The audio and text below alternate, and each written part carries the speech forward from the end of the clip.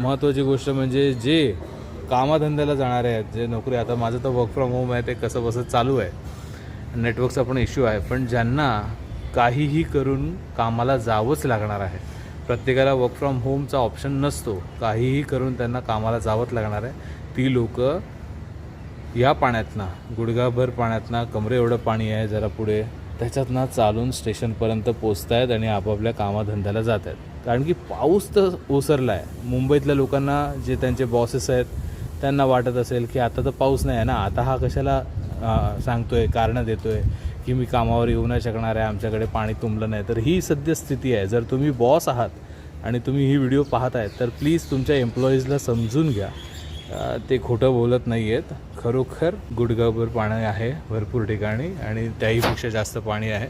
तिकडनं त्यांना येऊन आपल्या ऑफिसमध्ये जावं लागतं आहे. हे सगळ्यांनी लक्षात ठेवा. ही आज म्हणजे बुधवार दुपारपर्यंतची ही अपडेट आहे. पाऊस नाही आहे पण पाणी तुंबलेलं आहे अजूनही.